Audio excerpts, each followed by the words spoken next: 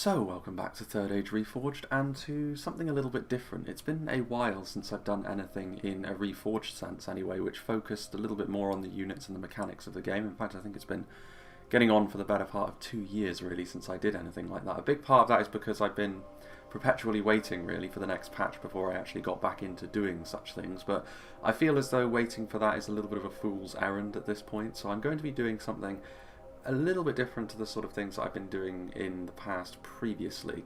And this probably has most in common with something like quality versus quantity, but of course, as I'm sure you can see from what you're seeing on the screen and from the name of this video in the first place, we're going to be looking at a bracket type knockout tournament system for individual types of units here, and we're going to be starting off with probably the most devastating type of unit that you can field in the game on the open field anyway, and that is Lance Cavalry.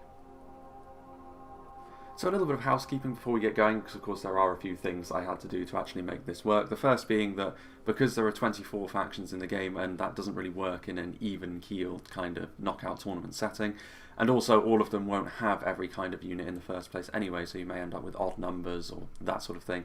I've decided to take the top 16. One from each faction is also the rule here, so each faction can only submit one entrant into the tourney. Otherwise, you would be seeing a couple of factions at the very least with more than one entrant. Runes spring immediately to mind, seeing as they have the Dragon Knights and the Warlords that they can call upon. And the second thing is the seeding, which I felt as though the best way of doing that really is just to base it entirely off my preconceptions on the game. So one would be the one that I have historically thought of as being the best, and in this case the best all-round unit of Lance Cavalry I've always thought in my head to be the Gwythi Rockdor, so I gave them the first seeding, and then going down through kind of what I would have expected to see from a one-on-one fight where they both charge into each other, remain in melee. So unsurprisingly on this occasion with this kind of unit, the elves are going to be dominating the top of the seedings, with then sort of human heavy knights coming in behind them, and all the way down into the bottom places where we actually have a couple of units which are not multiple HP, so I wouldn't expect them to do a great deal of anything. The Mordor and Lothlorien entrants are going to be struggling to make it through the first round, shall we say. But yes, this is going to be sort of almost like a pilot for this sort of thing, because if this ends up doing well and if people want to see more of it, I can of course do this with every type of unit really.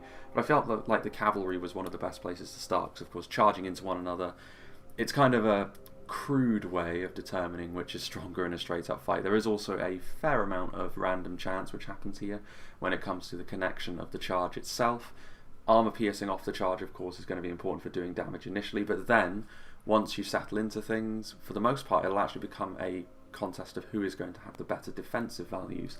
A few of these units of course don't have a bonus against cavalry and melee, not being knights, so that's going to make their lives very difficult to progress in the tournament, but not impossible in certain cases. So yeah, I think it's time that we just jumped right on into this with the round of 16, starting off with the first battle between the Gwythi Rockdors at rank 1 and the Lornan Mounted Company at rank 16. So one thing that I've always been mentioning with cavalry pretty much every time it's been brought up in the battle replays of late is the fact that single HP cavalry really can't hold a candle to multiple HP cavalry. So in this case, it was always going to be a fairly easy victory for the Gwythi Rockdor. It was just going to be a case of how dominant the victory was. I was almost expecting next to no kills from the Lornan Mounted Company, to be honest, but they did manage a couple, but ultimately, unsurprisingly, the rank 1 Gwythi Rockdor up in Ladris move on to the quarterfinals fairly comfortably here.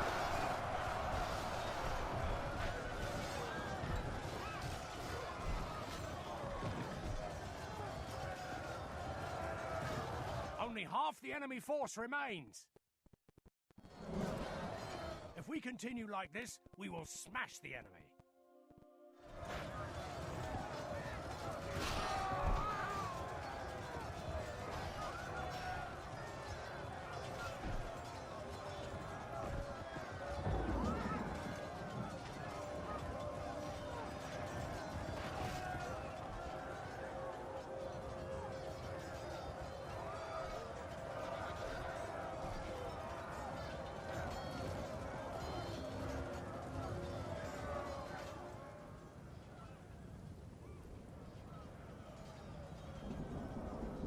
This is a clear victory.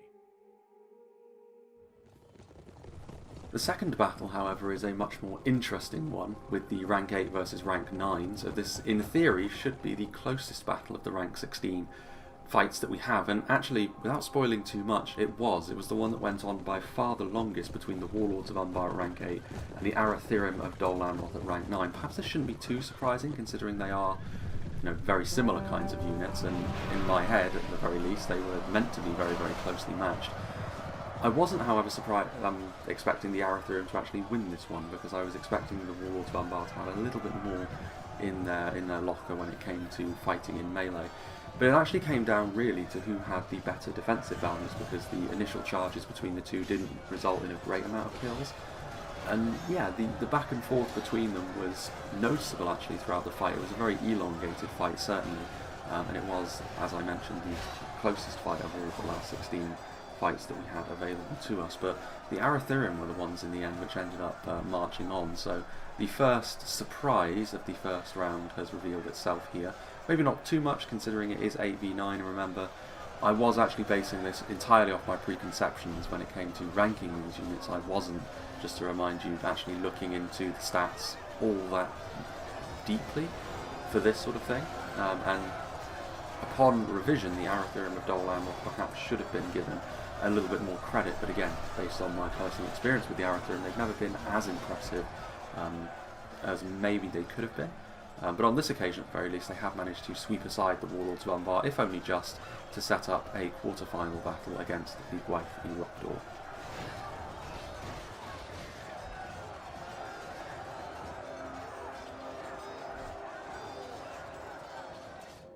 So for the third battle, we have the 4th ranked Sindar of the Girdle going up against rank 13, the Royal Court of House Thorondor. The first things to note here are that the Sindar of the Girdle aren't technically Lance Knights, they're technically Spear Knights, so they do have a better anti-cavalry bonus, at least in theory.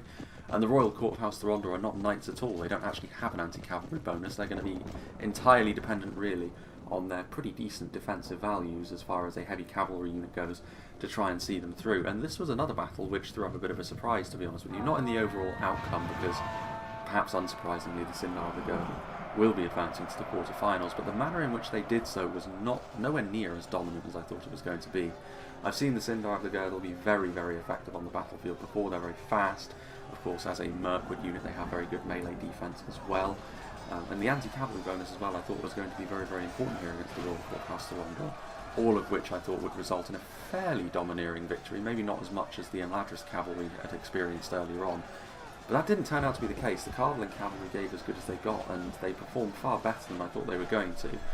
So this is not only good for the Cardling unit, but also perhaps it spells a little bit of future trouble for the Mirkwood cavalry here, because if they can't defeat a unit that aren't technically classed as knights without, struggling at least a little bit, then perhaps later on they're going to run into stronger opposition and maybe not justify the 4th ranking that I had in my head for them. But no matter, we shall have to wait and see on that front. For now, they do at least advance to the quarterfinals.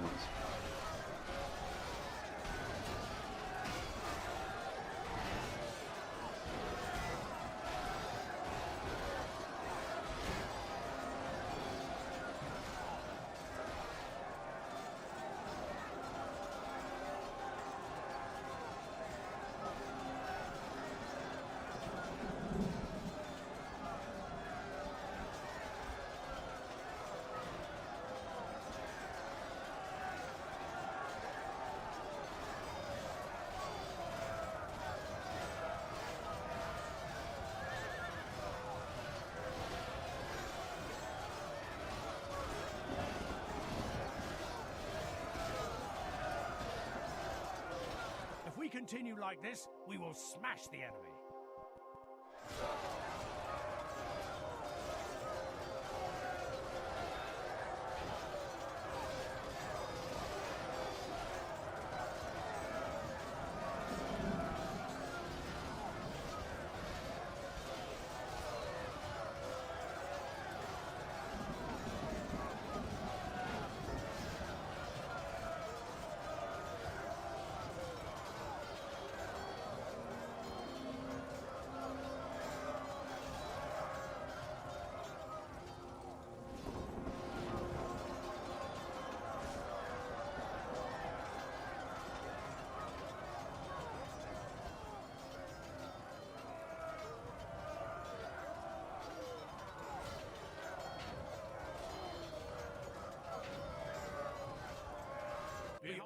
proud by the victory we have won here today.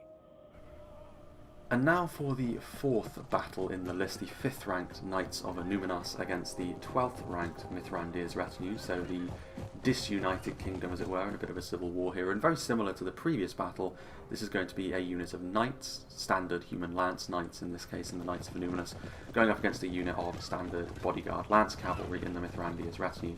Now the Mithrandir's retinue have even better defensive values than the Royal Court, so that should perhaps stand them in better stead here against the Knights of Numinos.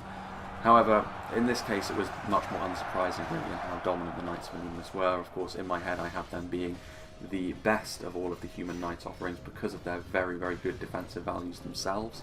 And so it turned out to be. The Mithrandir's retinue really struggling to do much in the way of damage to the knights, and the knights in return of course got that anti-cavalry bonus to help crack through the hard outer shell that the Gondorian cavalrymen have on them. So yeah, the Knights of Numinos will be advancing to set up a rather interesting quarter-final battle against the Sindar of the Girdle.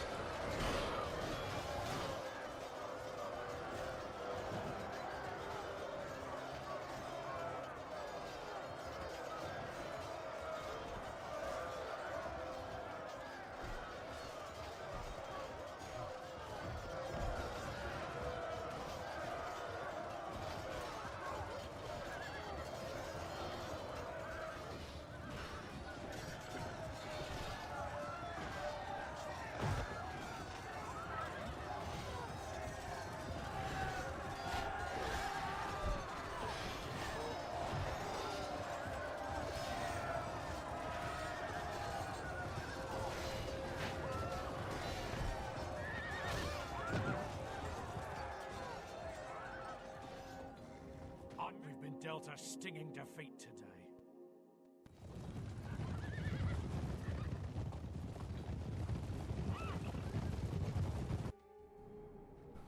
Moving on to the 5th battle then, the 2nd ranked Horse Lords of Ulmo from Linden going up against the Mordor entrants, the 15th ranked Ardenaim Lancers. Of course, the Ardenaim Lancers being a single HP cavalry unit, never really going to stand too much of a chance against the best that Linden had to offer, but it was still going to be interesting to see how dominant they would be. And in the end, it would also showcase at least how, you know, a single HP unit can try and mitigate the deficiencies of not having that second hit point with good defensive values, because the Ardenaim Lancers do have very good armour, of course, but in the end it was a very, very dominant performance by the Linden Riders, and they will be advancing to the quarterfinals without too many issues. But again, this was kind of a bye almost. You know, the bottom two not having multiple HP was always going to mean they were destined really to be eliminated in the first round, but even still, it does go to show the difference that having that second hit point can have. But we'll see how the Horse Lords of Ulmo do against stiffer opposition in the quarterfinals.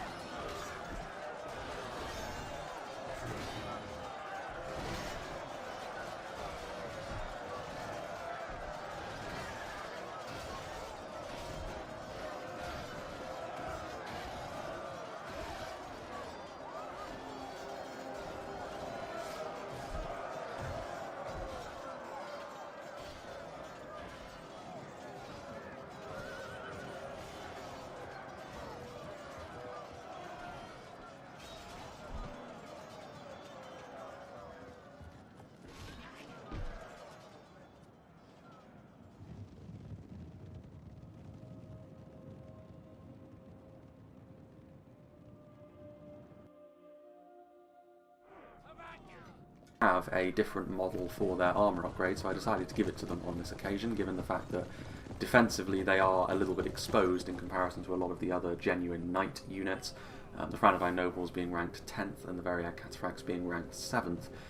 In theory, if the Franodine Nobles were going to punch above their weight, this would be the kind of unit they would have to do it against, because unlike a lot of the other, in fact all of the other units on this list in fact, not only do they have armor piercing off the chart, but they do also have armor piercing in melee, and the Variag Cataphracts being very typical really of the heavier human knights. They are of course pretty reliant on their armor to, maybe in comparison to the elves at the very least. So if the Franodine Nobles were going to win a battle, this would maybe be against the kind of foe that it was, and it was a pretty close fight. I mean, both sets of units were actually dying off fairly quickly in comparison to what you would normally expect from this kind of unit. The Variag Cataphracts being able to hit the Franodine Nobles fairly easily because of their own defensive deficiencies, but their own armour not all that useful against the Franodine Nobles in comparison to a lot of the others. In the end, however, what I kind of predicted did play out, and the Variag Cataphracts will be advancing to the next round. Franodine Nobles just not able to keep pace defensively with the other units. And that isn't really too surprising. That is always the deficiency that the Rudan Knights have had. So yes, the Variag Cataphracts will be moving on to give a genuine test perhaps to the Horse Lords of Ulmo in the last 8.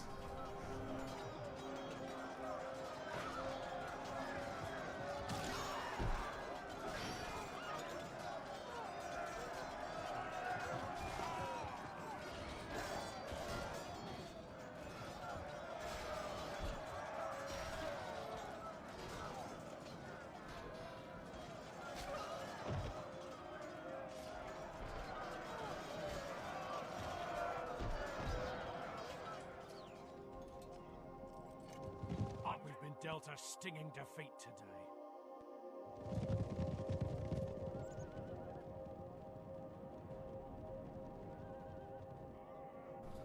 The 7th battle in the list sees the Moroccan Glade Lords at rank 3 from Dorwinion face off against the Haradrim Black Serpent at rank 14, another example of a unit of knights going up against a unit of standard lance cavalry, multiple HP.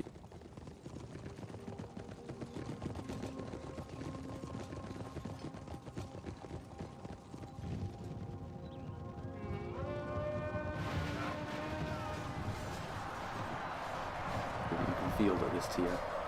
However, in this sort of situation against Moroccan Glade Lords who have an anti-cavalry bonus, who have all the benefits of being elves as well, kind of similar in the way they're set up to the Gwaiki Rockville, who are of course rank 1, I always felt it was going to be difficult for the Black Serpents to really do much here, and that definitely panned out. The Moroccan Glade Lords will be advancing to the last 8.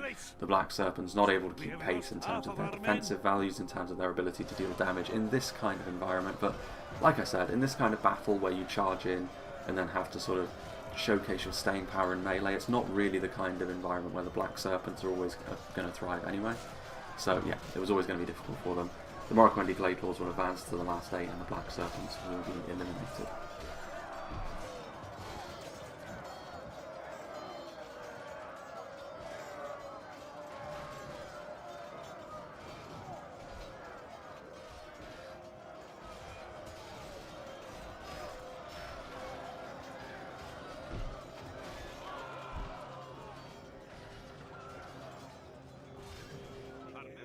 Only blood and shame from this battle. Our accursed enemy rejoices amongst the blood of our fallen.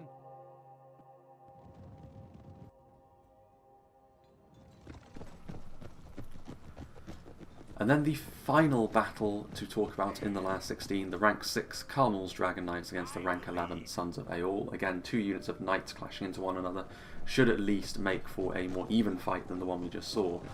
And this was one that also threw up a real surprise, because the Sons of Aeol will be the ones advancing to the last 8. Now, the Sons of Aeol, I always felt that Rohan, just in general, they're going to be more about their cavalry numbers, and this should pan out when you think about what they're all about individually in terms of their stats. Like the Carmel's Dragon Knights have got better defensive values than the Sons of Aeol. They've got, the better armour. They should be able to outlast the Sons of Aeol, I thought, on paper.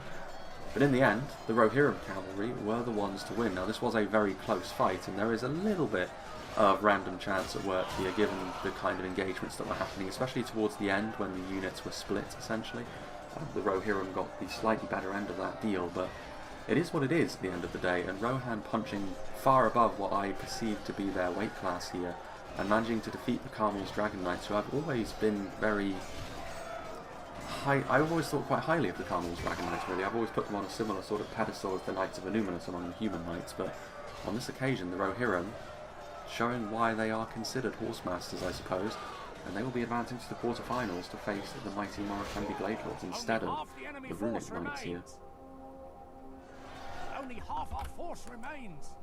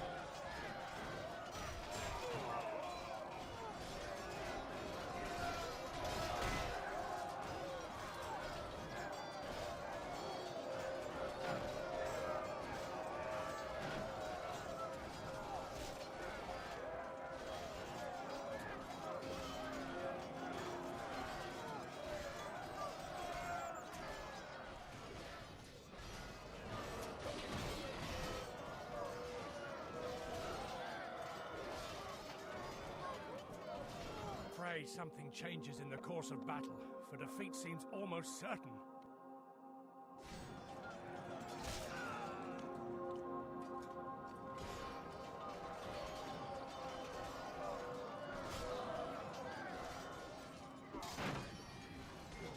The battle seems to be swinging in. If we continue like this, we will smash the enemy.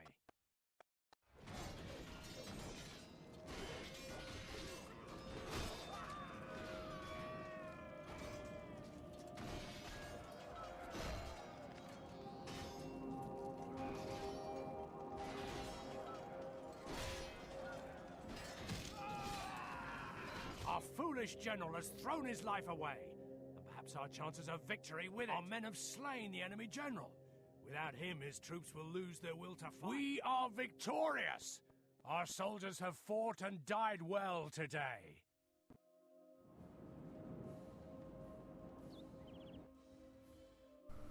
So the die is cast for the quarterfinals here. The Gwythi Rockdaw will face off against the Arathirim of Dol Amroth. The Sindar of the Girdle will attempt to save face a little bit and face off against the Knights of Anuminas. The Horse Lords of Ulmo, after what was effectively a bye for them, will have a genuine test in the Veriag Cataphracts, and the Moroccan Glade Lords will go up against the unlikely victors that were the Sons of Eorl here. Should be an interesting one, this, because we're getting to the point now where there aren't really any easy fights for anyone. It's going to be at least a little bit of a struggle for everyone to make it through from here on out. Let's see who can make it into the last four.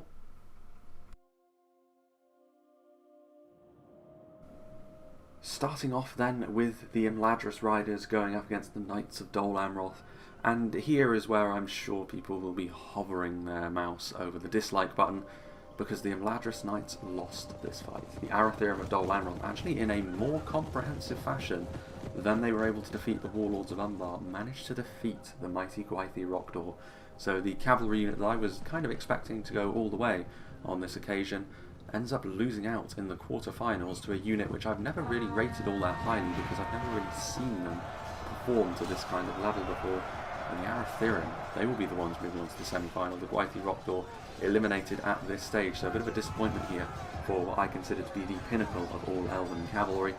They'll be falling away, and I'm sure that people will be most disappointed with this, but we'll get into the reasons for why this may have happened when we get to the end of this particular video, when we talk about, you know, some of the individual results and how they may very well have happened. But yes, the Arathirim, Dol Amroth showing themselves to be cavalry masters of their own. They will be advancing to the last four. For a unit that I expected to be eliminated in the first round at rank 9 as well, they are doing very, very well for themselves up to this point.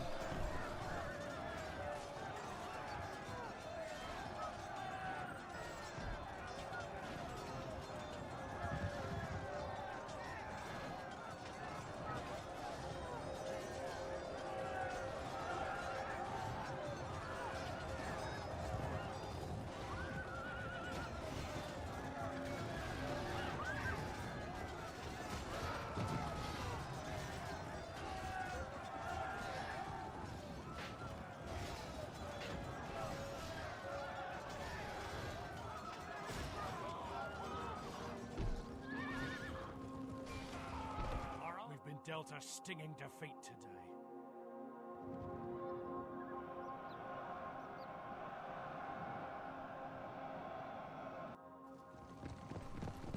And moving on to the second battle, we have the Sindar of the Girdle facing off against the Knights of Innuminus.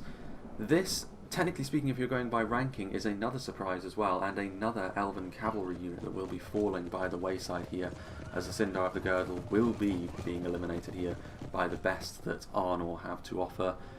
Having said that, this is a little bit less of a surprise considering the performance the Sindar of the Girdle put in the first round against the Royal Court of House Thelondor. I was always worried for them in this particular battle, given the fact that they struggled somewhat against the heavy Cardlan cavalry, and the Knights of Innuminus are kind of the better version of what Cardlan were fielding in the last round, in the sense that they are knights, they have better defensive values, they have a better charge, and of course they have that all-important bonus against cavalry, so they're going to be able to deal damage to the Sindar of the Girdle to a far better extent than the Royal Court were able to.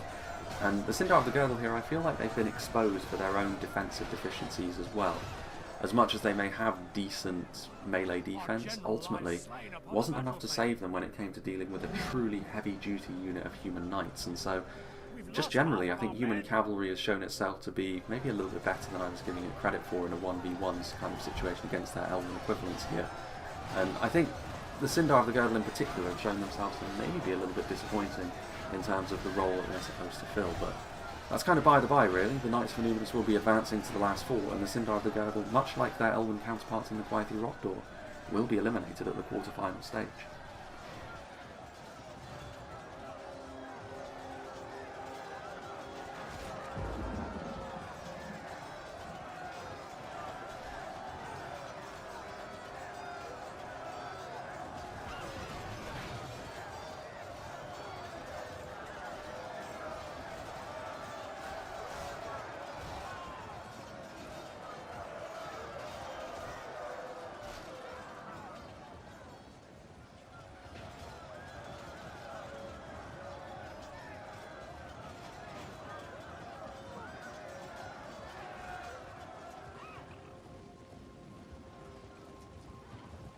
We've been dealt a stinging defeat today.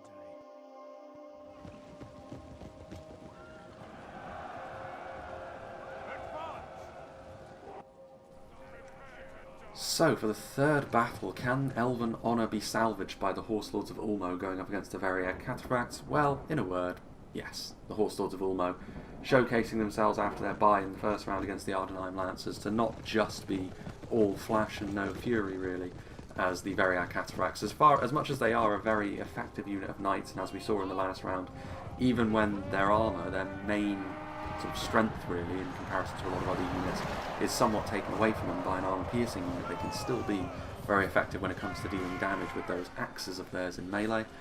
Unfortunately for them, however, the Horse Lords of Ulmo are on a different kind of level when it comes to their defensive values to the Franodite nobles, not in terms of armour, but on this occasion the melee defense and the base damage that the Horse Lords of Ulmo can kick out is going to be enough to defeat their Candish counterparts. And they will be advancing to the last four, which somewhat saves Elven face, really, in terms of the kind of units that we've seen eliminated so far. Linden marching on. Can, however, as much as they are a cavalry-centric nation, will be falling out of the quarterfinals as well. Only half the enemy force remains.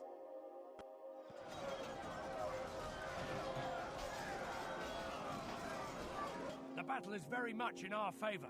Victory will be ours.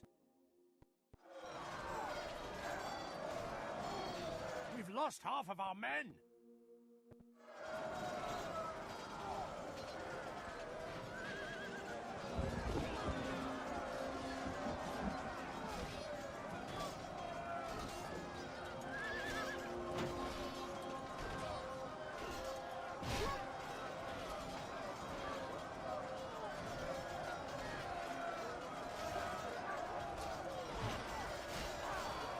Men have slain the enemy general. Without him, his troops will lose their will to fight.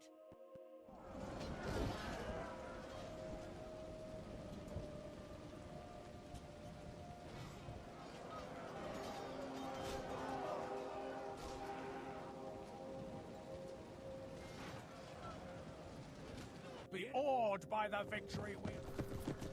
And the final quarter-final matchup sees the Moroccan Glade Lords at rank 3, another Elven unit of course, albeit in not a fully Elven faction, but still they will be batting for the Elves on this occasion, going up against a surprise package in the Sons of Aeol. So can Rohan do it again? Can they upset the odds and move forward?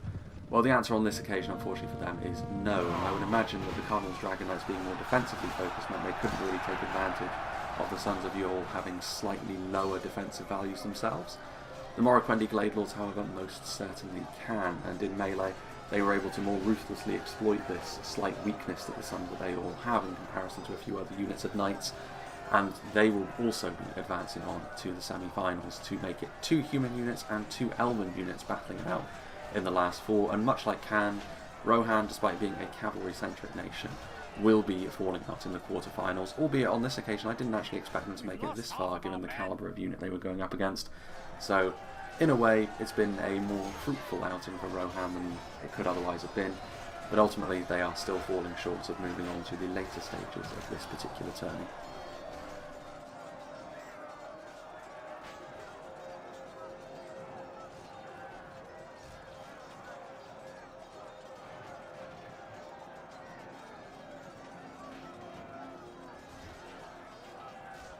Our foolish general has thrown his life away.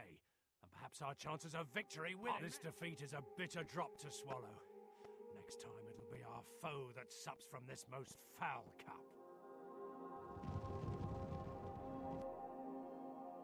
So here we are then, the business end of the tournament in many ways, the semi-final stage, and these 4 units, regardless of what happens, will be playing off in 2 further matches, the initial semi-final, and then there will be a bronze medal match in addition to the grand final as well.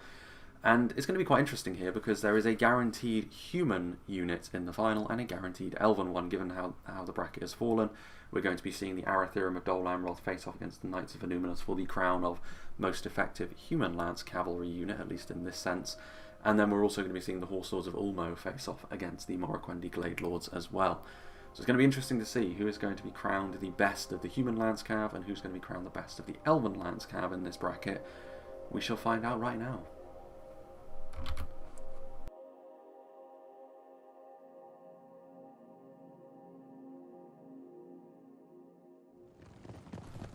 So first up, the Arathirum taking on the Knights of Annúminas then. And the Knights of Annúminas, if I was going to pick a human unit to be in this sort of situation, it would have been them.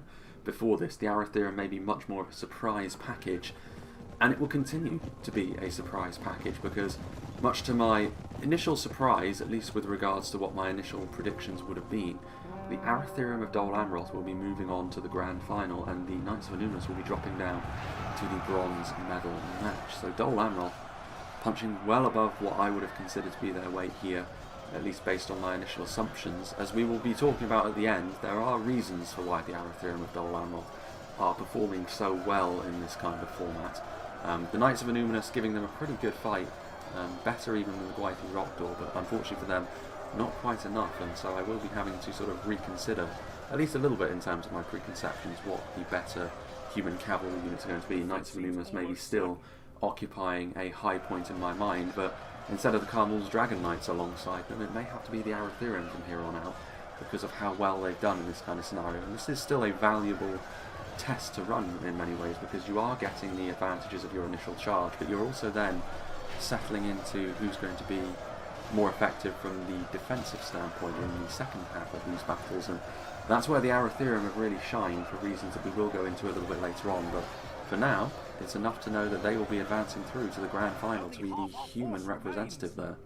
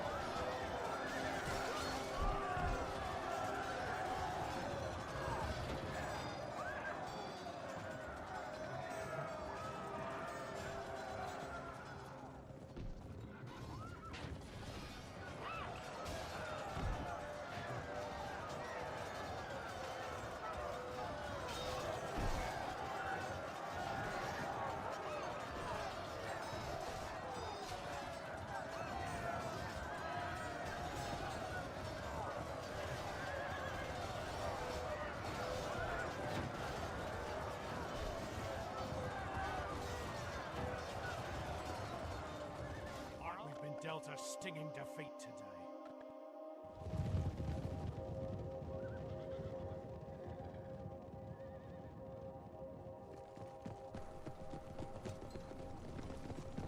And who will be the elven unit that will be joining them? Will it be the Horse Lords of Ulmo, as I maybe would have suspected at the start of this, or will it be the Moroccan Glade Lords?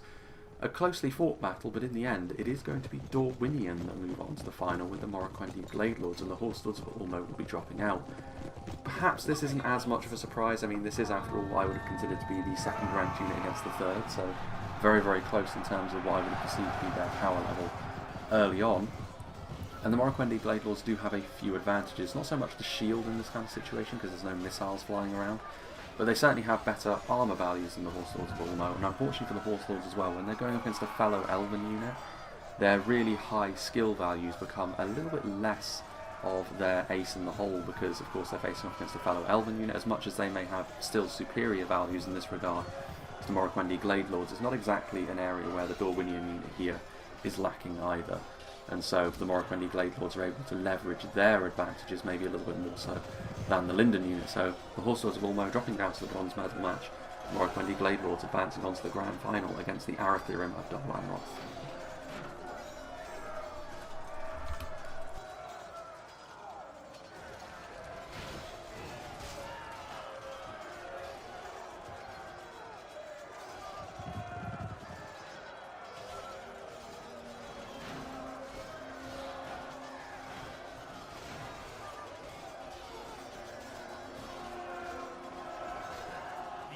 Badly bloodied. They have lost half their men. Our foolish general has thrown his life away, and perhaps our chances of victory with it.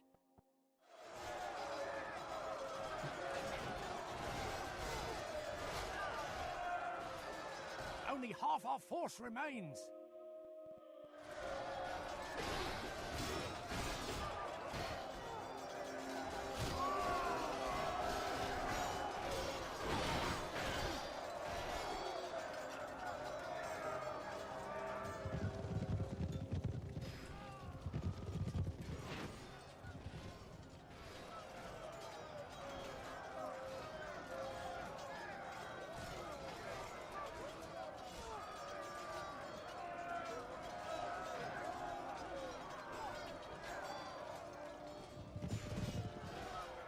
Men have slain the enemy general.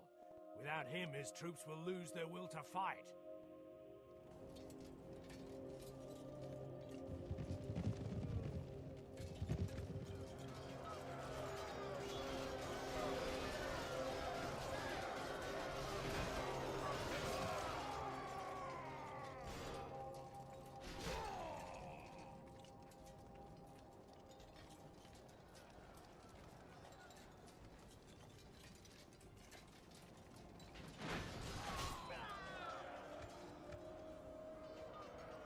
Victory is ours. Let it be a salve upon our wounds. So then, just to reiterate in our minds what these last two battles are going to be, we will be moving on ultimately to the grand final, where the 9th ranked Arathirim of Dol Amroth will be facing off against the 3rd ranked Moroccan Glade Lords for the overall crown. But first and foremost, we will be looking at the bronze medal match between the 5th ranked Knights of Innuminus going up against the 2nd ranked Horse Lords of Ulmo, which we'll be seeing right now.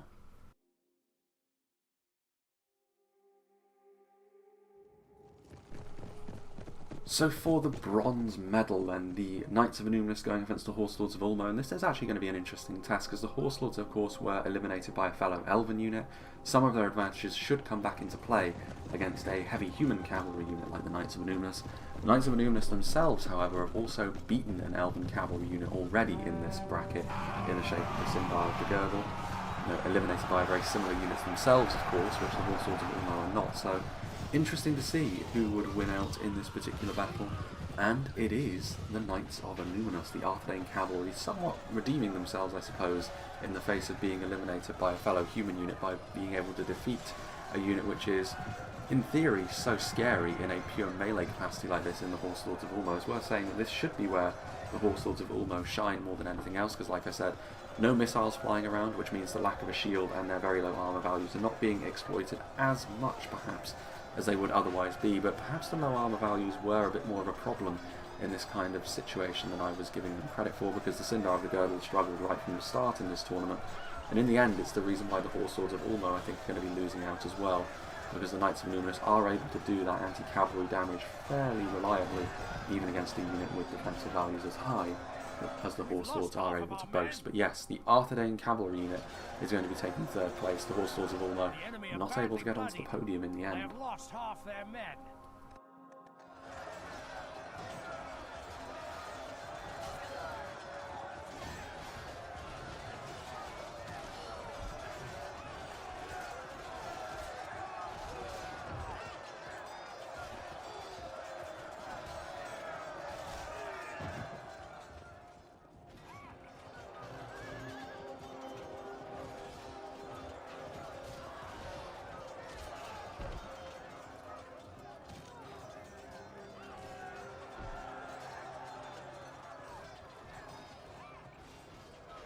Our general lies slain upon the battlefield.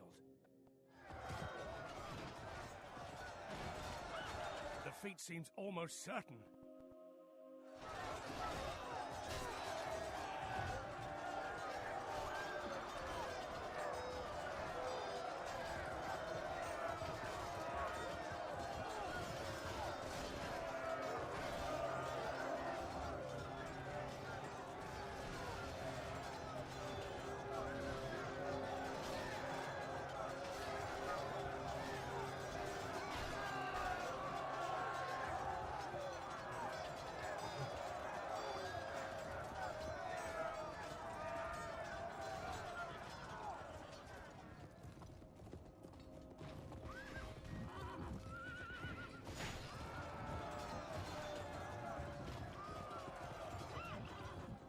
We've been dealt a stinging defeat today.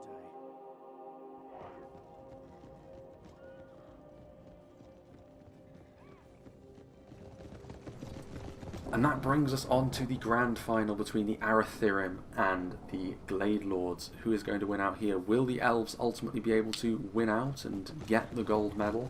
You know, as maybe I suspected earlier on, given how I set up the initial rankings in my head. Or will the Arathirim continue to be that surprise package which manages to just win each battle despite being ranked lower than their opposition? It's going to be the latter. The Arathirim of Dol Amroth are going to be the winners of this particular bracket, which initially may prove to be a bit of a surprise given the fact that we don't really see them in battle replays all that much, and so for them to be so dominant really in this kind of situation may prove to be a little bit of a surprise.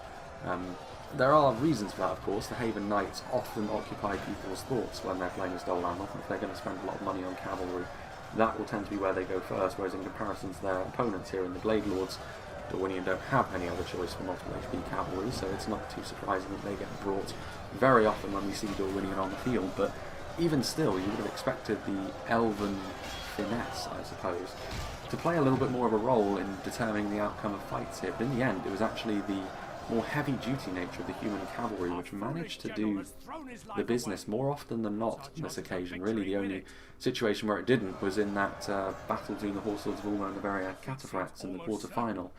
Outside of that, not really the case, you'd have to say. Maybe between the Glade Lords and the Sons of Aeol as well, but the Arathirim are victorious here. We'll get into the reasons why that may be in the post screen here, but for now, Arathirim first, Glade Lords second, Knights of the Numinous in third. That is your podium.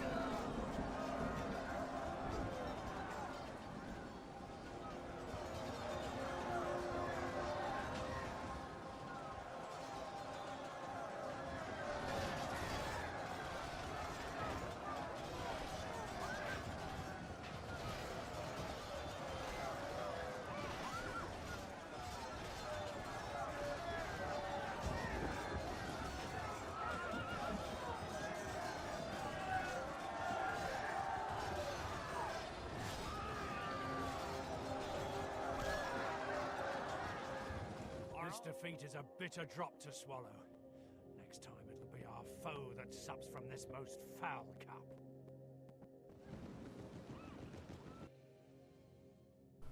So, here we have it then. There is the podium, as you can see. And why did things work out in this way? Why were the Arathirim able to win when we don't see them all that often? As a result of that, my preconceptions were to actually rank them fairly low at 9. Well, actually, when you have a look at their stats, you'll see that their defensive values are actually very, very good. They're actually the best defensive values of any unit, total defensive values anyway, of any unit on this list. This is when you consider melee defense, when you consider armor and shield values. Arathirim winning out in that with a total defensive value of 40, which actually puts them above of units like the Knights of Annuminus, which I always assumed to be the best. But it goes to show how long it's been really since I've actually delved into the stats of these units in Reforged, because this was something that I basically completely missed. And if I had known this, the Arathirim may still not have been ranked at number 1 to the point where they would have won. They probably still wouldn't have been ranked in the top 3, to be honest, but they certainly would have been in the top 8. It is also interesting to note that the Warlords of Umbar, who they defeated in the round of 16, actually gave them the best fight. So there is a case for saying that maybe the Warlords of Umbar would have placed significantly higher if the draw hadn't really screwed them out of being not eliminated in the first round, essentially. But we'll never know now. That is the nature of knockout tournaments, after all. A very strong entrant can be eliminated fairly early, and there's nothing that can really be done about that. The elves definitely underperformed here, and I guess this means that I was counting sort of that melee finesse that the elves tend to have maybe a little bit too highly for this kind of unit. When you consider heavy cavalry, it is after all meant to be all about that heavy duty charge, maybe being a little bit more like a bludgeon more so than a scalpel. And yeah, the elven units, while one of them of course did place in second place in the Moroccan Glade Lords, I was expecting it almost to be a bit of a clean sweep for the elves at the top here, but it wasn't in the end. The Imladris and Mirkwood units in particular proving to be a little bit more disappointing. Of course, weren't really expecting too much from Lothlorien, given that they were the lowest ranked and they were eliminated fairly easily by their Imladris counterparts. But yeah, it is interesting still to note that this is how things worked out. Knights of Annuminus performing pretty well actually for a human cavalry unit. I'm not terribly surprised to see them be a human unit that maybe broke into the top 3 in the same way that I am initially about the Arathirim doing so, but still, it is what it is. And that is the final result. So do let me know if this is what you want to see a little bit more of, at least while the current patch is still going on. I don't really want to be getting into stuff like top 10s again, because as much as the delay seems to have been perpetual at this point, there is every chance that as soon as I start doing that in the typical fashion, all of a sudden progress will starting to be made, very, very quickly. Whereas this, I feel like, is something a little bit new. It's something that we can do with several kinds of units, and actually, based on what I've seen here, it may prove to be more interesting than I was actually initially giving it credit for. Especially if we do the rankings based on my own preconceptions, we may be seeing a few more surprises anyway, thrown up in the same way that the Arathirim were able to deliver for us here. So yeah, do let me know a little bit of feedback on this. It's a little bit different. It gets into a little bit more unit focus again. And yeah, I enjoyed doing it, so I wouldn't mind doing more, but of course I will only do more if it's the sort of thing that people do want to see more of. Either way, yeah, feedback will be appreciated. So yeah, as far as moving forward goes, we'll see how it goes, I guess. I hope you enjoyed this, and I hope you'll join me for whatever